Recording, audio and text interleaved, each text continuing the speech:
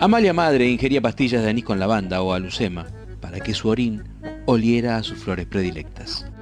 Lograba además vencer otras pestilencias con un adecuado régimen de clavo de olor y especias olvidadas. Conocía otras artes afrodisíacas y onanistas que contribuían a mantener intacto el encanto de la burguesía. Al Papa Formoso, por ejemplo, en el Siglo de Hierro, durante los concilios cadavéricos, le abrieron las entrañas para descubrir las señales del pecado mortal, comentaba Amalia Grande. Gran error. Es preferible callar, no averiguar. El silencio y la prudencia son las principales virtudes teologales. No se debe indagar lo sobrenatural. El silencio del Vaticano ha mantenido seguro su reino. Ella conocía la forma de reconstruir parcialmente la virginidad con alumbre. Se puede, decía, ser virgen todas las veces que se quiera. El año pasado leyó en el Express que en la clínica Saint-Émile, en Ginebra, se especializaba en devolver vírgenes a las más afamadas demi-mondaines, como decía ella, para satisfacción de los violentos deseos de los sheiks árabes. La mansión de los bárbaros en París. Hubiera preferido los paracaidistas argelinos de Salán a esos infieles, siempre rodeados por sus sucias mujeres, llenos de piojos bajo el fez. Todo por el maldito petróleo, repetía Amalia, negro como la raza infame, sucio, gelatinoso. Amalia madre abandonó sus debilidades después de la tragedia. Tragedia, por no decir cosa de mandinga, como llamaban al accidente de Amalita. Desaparición, secuestro o huida. Las suposiciones se tejieron en torno a la desaparición de Amalia hija. Amalita, la noche de su boda con Ezequiel Laplacette, el 12 de diciembre de 1954. La novia de Guerrero, la llamaban en la provincia como a la otra novia, la de Módena, porque lo mismo que ella, Amalita desapareció en su noche de bodas, en el castillo de la Amalia, el monasterio, partido de Guerrero. Eugenia, hija única del capataz de la estancia, baguala y ladina, ejercía una poderosa atracción sobre las dos Amalias, madre e hija, justificada por su inteligencia y por la sagacidad de sus respuestas. Su increíble memoria la hacía imprescindible en todo instante. Recordaba el lugar del último vaso de la casa, conocía dónde se guardaban las llaves de las porcelanas, de la vajilla de plata, la histórica colección de mates de plata y los pastilleros bizantinos. Nada le era desconocido en la casa. La rama del ala izquierda del castillo por donde se trepaba hasta la terraza, el jazmín, el níspero, la magnolia rosa de la barranca que baja hacia la laguna. Amalia madre sentía por ella rechazo y sumisión. Había crecido sola como baguala, decían en los campos de la Amalia en monasterio, junto a la ruta 2 que lleva a Mar del Plata. Los perfumes también transitan con los acontecimientos históricos. El heliotropo, el muguet, la magnolia foscata, el jazmín del país, el narciso negro, el azar, reinaron entre 1914 y el 18. Perecen con la última guerra. Sin embargo, el heliotropo perfumaba la noche de ese 12 de diciembre en la estancia de monasterio, partido de Guerrero. La capilla y el camino a la estancia fueron decorados con miosotis y jazmines. Las camelias rojas que Amalia madre mandó traer de Brasil, de la isla de los Muñiz Barreto, no fueron utilizadas por el temor a la semejanza con la divisa Punzó. Unitarios de alma no conocían otro nombre en la familia que el de Amalia. Amalia la abuela, la bisabuela, la hija y también las hijas de peones y chacareros. Desafío unitario al nombre de Juan Manuel o Facundo. Amalia había heredado las 15 hectáreas que compartía con su madre. El casamiento con el único Laplacette reforzaría el feudo más grande de la provincia. ¿Por qué no? Así lo quiso el finado. Mientras les dure, respondían las voces de la peonada. Ezequiel Laplacette apareció una tarde después de terminar sus estudios en Lexington, con un saco de tweed claro, impostado acento criollo y una risa tajante, con la cual disimulaba los insultos a la peonada en el campo de polo. Se conocían con Amalia desde niños y tal vez, por esa razón, los encuentros previos al casamiento fueron siempre en presencia de Amalia o de Eugenia. Amalita respondía, refiriéndose a ella, si pudiera llevármela a Buenos Aires y prepararla para ama de llaves, pero es demasiado inteligente, le va a dar por el estudio. Y la madre corregía, demasiada mal hablada. Así decía Amalia madre. Pero Eugenia sabía que ese era su don principal. Memorizaba los chistes soeces de la peonada para divertir a madre Amalia e hija Amalia, y era consciente del poder que ejercían su belleza y la procacidad de sus palabras. Hereje, te quemarán viva, le respondieron cuando apostó orinar mientras la confesaban en el confesionario de la capilla. En el invierno almacenaba sabiduría en la escuelita de campaña, y ni las tormentas ni los vientos despiadados del sur de la provincia impedían su asistencia. Todo quería saberlo. Anatomía, matemática, letras, la llevaban hacia un solo fin, uno solo: ilustrarse como criada para encandilar a las Amalias, como llamaban a las poseedoras del feudo. No olvidaba tampoco cultivar su destreza física. Montaba a caballo como el más avesado de los peones. Apenas alcanzó la estatura necesaria para igualarlos, los aventajó en la doma y en la yerra. Sus pómulos aindiados y los ojos violetas imponían en la peonada temor y respeto. Usaba el látigo de tientos y el facón de plata que le había regalado el finado patrón, siempre en el cinto, sobre sus bombachas. Cuando regresaba a altas horas de la noche desde el casco hasta el rancho de su padre, se cercioraba de su existencia. No titubearía en usarlo el primer intento de atropello. «No temo por Eugenia», decía su padre. «Es más macho que un padrillo aburrido. Si no lo es, lo aparenta». No se consolaba de la ausencia del varón. Le enseñó a su hija los secretos del manejo de la yerra, de la aparición, de la doma y del desembichamiento de animales. Ciencia y brujería heredó de la pampa e intuía también el tiempo preciso de la fecundación. No temblaba ante el apocalíptico acto sexual del Gran Premio de la Rural de ese año con las dóciles y sedientas presas. Eugenia observaba con precisión y ciencia el envasamiento del semen y respondía con un insulto soez a la menor sonrisa o chiste procaz.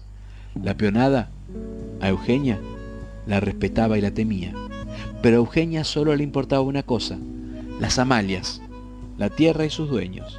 Halagarlas a veces, dominar las otras, convertirse en imprescindible, amable, astuta, divertida, soez, ingenua, cualquier cosa antes que perderlas.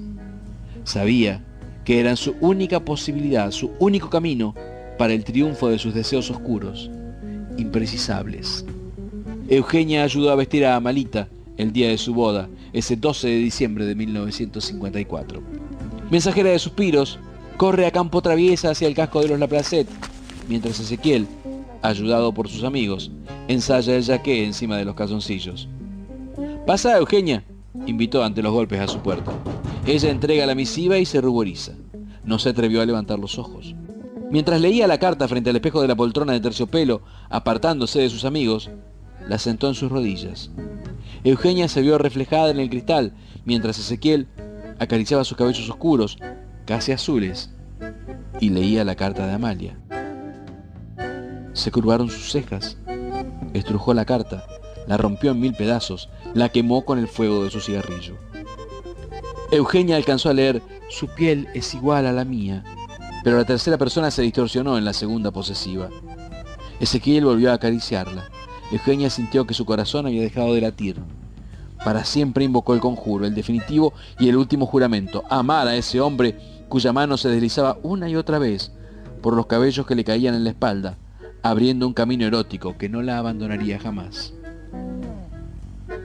No escuchó el cruel comentario de Ezequiel a sus amigos referente a la carta, y mientras la tomaba de las mejillas para mostrar a sus amigos el color de sus ojos, creyó escuchar: «Apunto en 2 años.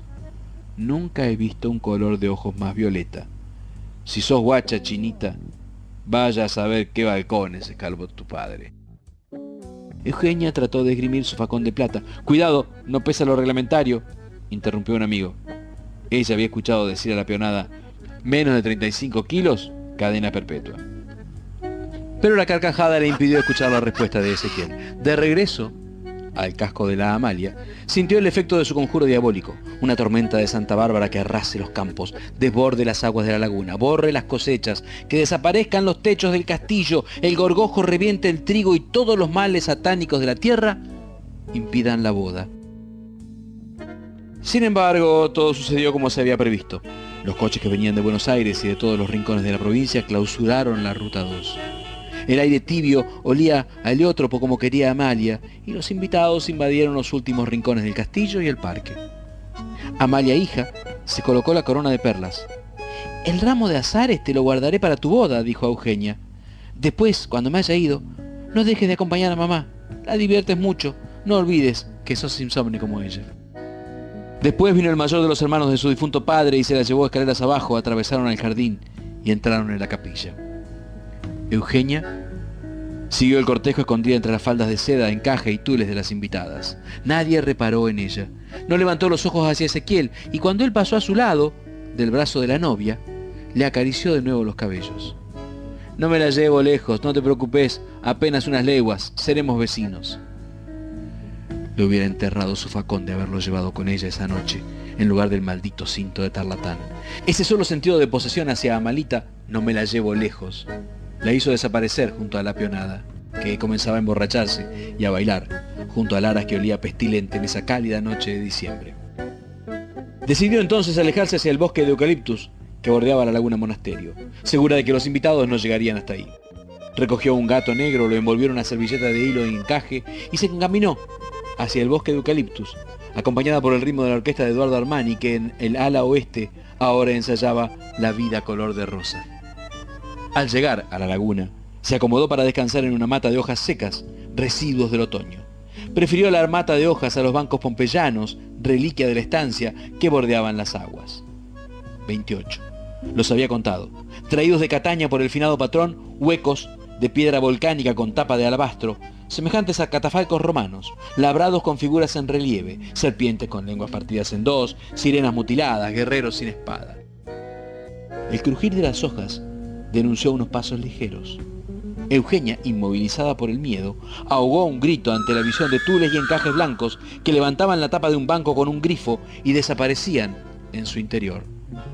La voz de Ezequiel retumbaba ahora en la copa de los árboles, y el imprevisto viento huracanado del sur de la provincia, que comenzaba a levantarse, distorsionaba y convertía en quejidos sus palabras. «Amalita, no estoy borracho, te lo juro, te voy a respetar, no estoy borracho». Eugenia apretó el gato contra su cuerpo, poseída de terror. Corrió con toda la velocidad de sus piernas y el bosque quedó atrás cuando llegó el rancho, donde su padre descansaba profundamente dormido. La tormenta que se desató entonces respondía a la conjura de Eugenia. La más importante del siglo, comentarían los paisanos. Una tormenta de principios de verano que arrastraba pájaros, árboles, tejados, desbordaba la laguna de las Reverencias con sus 28 bancos pompeyanos que la circundaban hasta cubrirlos por completo. No volvieron a la superficie hasta principios del otoño, todos indiferenciados, más hermosos que nunca, lavados por las arenas y los guijarros de la laguna Monasterio. No se dieron las lluvias hasta las Navidades. La peonada fue alertada al amanecer, cuando los invitados habían partido, de la desaparición de Amalita. Se asusaron los perros de la estancia, sumados a los de la policía de General Guido y Lezama, pero todo fue inútil. Amalia madre yacía postrada por sedantes. Eugenia y las mujeres de los policías y algunas puesteras permanecían a su lado. Ezequiel, sin quitarse el jaqué demacrado y mustio, enfrentaba a los distintos pelotones de búsqueda bajo la copiosa lluvia que hacía intransitables los caminos. Se enviaron chasquis a todos los puestos.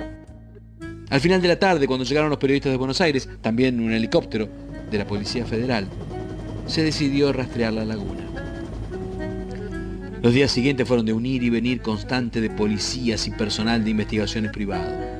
Se habló de secuestro, de rapto, de venganza, de un complot, del fin del gobierno peronista. Ezequiel relataba los hechos como un juego. Bueno, a Amalita se le antojó pasear por el parque antes de regresar. ¿Qué hay de malo en ello? Ellos habrían jugado a las escondidas en su noche de bodas, como la novia de Módena.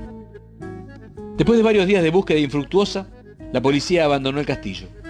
Amalia y los Laplacet decidieron elegir el silencio para respetar la humillación de Ezequiel y hasta prefirieron inventar una huida de amor de Amalita cuando se sentían presionados. Terminaron creyéndola y guardaron silencio. Amalita siempre fue impenetrable. No sabemos nada de ella. Nunca hablaba con nadie, no tenía amigos. Tal vez aparecerá en el sur casada con un cabecita negra. Nadie interrogó a Eugenia. Ante la infructuosa búsqueda de Ezequiel partió para Inglaterra. Amalia eligió la suprema adhesión a los sedantes. El Mandrax resplandecía en los distintos pastilleros de plata y oro bizantinos de su colección. Solo admitía a Eugenia en su encierro, a quien en las madrugadas se la veía en un sulky llegar a la escuela normal de Lezama. Amalia madre se despertaba a su regreso. Su tiempo se dividía entre el estudio y entretener a Amalia despierta. Esta jamás volvió a pronunciar el nombre de su hija, convencida de que se había escapado con un sotreta para oprobio de toda la familia y su generación. Mejor, así no tendría que reconocer a sus nietos. Eugenia crecía en belleza y sabiduría. Viajaba cada 15 días a Buenos Aires para ver teatro y recorrer librerías. Amalia permanecía rodeada de cajas de bombones, soñolienta y feliz. Y cuando Eugenia se recibió de maestra, decidió recorrer el mundo acompañada por ella. Descubrió que los omníferos eran más poderosos en Teherán o en París que en su castillo de monasterio. Eugenia recorría con ella las ciudades en ómnibus turísticos y por las noches, ya dosificada Amelia, bajaba sola al comedor donde su belleza resplandecía para iniciar el rito de la atracción furtiva que la arrojaba al cuarto de un pasajero anónimo a quien abandonaba al amanecer para partir al día siguiente hacia otro país. En los teatros, Amalia dormía plácidamente y comía chocolates almendrados de Rupert Mayer de París chez Angelina, sus predilectos. Una tarde en el Claridge de Londres recibieron la visita de Ezequiel. Todos los interrogantes se habían borrado de su rostro. Extrañaba sus campos ahora que había perdido a sus padres y sentía deseos de regresar a su patria. No se habló de otra cosa que de la belleza de Eugenia. Amalia le informó, con voz temblorosa, que Dios le había devuelto a su verdadera hija. Eugenia comprendió que no había dejado de amarlo ni un solo instante desde aquella noche de bodas en monasterio, cuando una y mil veces le acarició los cabellos frente al espejo y la retuvo en sus rodillas.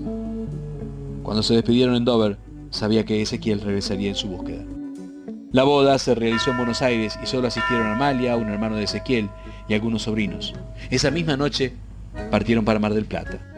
Al pasar frente al casco, Eugenia sugirió detenerse. Ahora eran sus tierras y le costaba convencerse.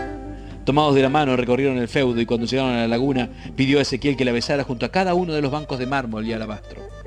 Al llegar a ese banco donde tal vez estaba sepultada Amalia hija, Eugenia rogó a Ezequiel levantar el alabastro. Arrodillada comenzó a llorar. «No debimos venir aquí», dijo Ezequiel. «Por favor, levantá la tapa, levantala», suplicaba Eugenia. «Son huecos, los bancos son huecos, tengo encerrado un recuerdo desde niña». Ezequiel buscó un cricket de su coche para satisfacerlo. «Algún escondrijo de niña», se repetía con enfermiza curiosidad. En un penoso esfuerzo consiguió separar la tapa de su base sin ver el interior. Un esqueleto vestido de tules blancos apareció ante los ojos de Eugenia. Eugenia lanzó un alarido y se desmayó. Al despertar Ezequiel la besaba con desesperación, tratando de consolarla. «Nada, no hay nada, ¿qué viste? Solo hay polvo sobre el mármol, nada más». Se incorporó como pudo y solo vio, en el foldo del catafalco, entre musgos y gusanos, un ramo de azares todavía vivos, que dejó olvidado Ezequiel.